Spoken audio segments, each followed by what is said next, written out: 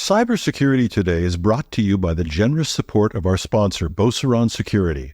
You can get their 2024 State of Cybersecurity Awareness Report at beauceronsecurity.com, and there's a link you can follow in the show notes. Hundreds of thousands of routers are wiped, warnings to Okta and Snowflake administrators, and more. Welcome to Cybersecurity Today. It's Friday, May 31st, 2024. I'm Howard Solomon, contributing reporter on cybersecurity for TechNewsday.com. Over 600,000 small office and home routers used by customers of an unnamed internet service provider were wiped last October by an unknown threat actor. That's according to researchers at Lumen Technologies. They said Thursday that 49% of the ISP's modems were hit by a commodity remote access Trojan dubbed Chalubo, which likely implanted a fatal firmware update to the modems. So fatal, they all had to be replaced. Lumen believes the modems affected were particular models from Action Tech and Sagicom. The report doesn't say how the attacker was able to plant the update. This particular ISP served rural and underserved communities in an unnamed country. However, several news agencies said the ISP was in the United States. Experts are puzzled why one ISP would be targeted. Roger Grimes at KnowBe4 wonders if the attacker tried to extort the internet provider. Lumen warns ISPs that manage customers' routers to make sure the devices don't have common default passwords and that the provider's device management interfaces aren't open to the internet. As for users, they should regularly reboot their routers to flush malware, and they should also install the latest security updates. Identity and access management provider Okta has warned customers of another credential stuffing attack. Vulnerable are implementations that have the cross-origin authentication feature enabled in Okta Customer Identity Cloud. Attacks started as far back as April 15th. IT departments are urged to look for suspicious activity in logs from that date forward. Suspicious signs include failed cross-origin authentication and an alert that someone attempted to log in with a leaked password. A threat actor is using stolen credentials to break into organizations using the Snowflake Cloud database. The warning comes from researchers at Mitiga. The threat actor, dubbed UNC 5537 by some researchers, has mainly exploited environments that haven't implemented two-factor authentication as an extra login step.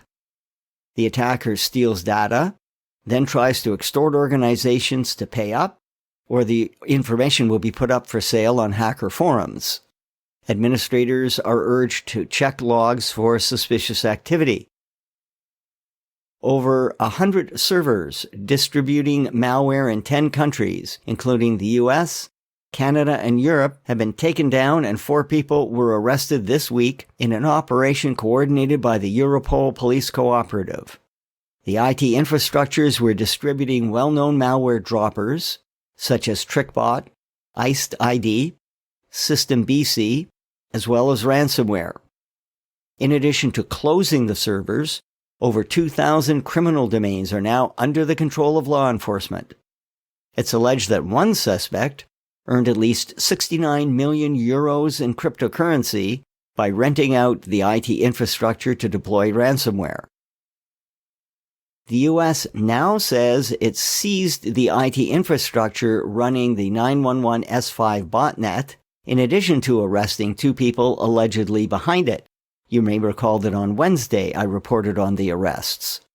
This botnet of millions of hacked home computers helped crooks hide their tracks. The botnet was controlled through 150 servers around the world, including 76 leased from U.S.-based online service providers. The dark website known as Breach Forums is back after being seized by the FBI earlier this month. Well, maybe it's back. Researchers at Malwarebytes say at least one breach forums domain is now live. It's selling data of 560 million people allegedly copied from Ticketmaster. The price? $500,000. This wouldn't be the first time a seized criminal operation has resurfaced, but is it real or a trap set by law enforcement? The consumer spyware app called PC Tattletale has closed after a hacker published links to a large amount of customer data from the company's servers. According to TechCrunch, the company's founder said he deleted all of its data because the data breach could have exposed information of customers from screenshots taken by the app. And finally, an American debt collection company called Financial Business and Consumer Solutions has updated the number of victims from a February data breach. It now says data on 3.2 million people was stolen. The original estimate was just over 1.9 million victims. That's it for now, but later today, the Week in Review podcast will be out.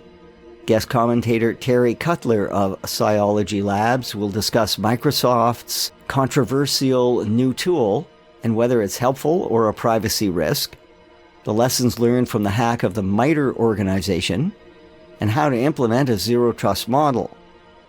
Links to details about news mentioned in this podcast episode are in the text version at technewsday.com. Follow Cybersecurity Today on Apple Podcasts, Spotify, or add us to your flash briefing on your smart speaker. Thanks for listening. I'm Howard Solomon.